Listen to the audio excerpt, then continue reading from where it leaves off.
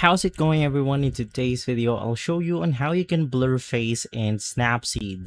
So of course, first things first, you want to go ahead and import your image onto Snapseed right here. Now I'm using this stock photo as an example.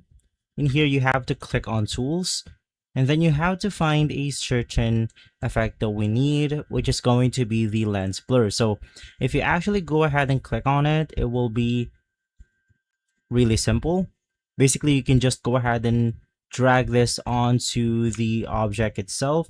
So in my case, it's going to be this one.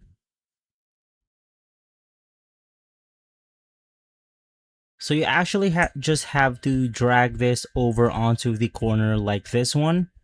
And then you want to click on OK, click on this three dots, or you want to click on this rewind button, select view edits, select lens blur, and then you want to select the edit button.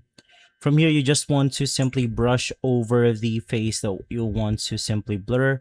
So in my case, I'm going to be blurring the whole person itself. And then right after, click on the check icon, and then it will actually blur the person right here.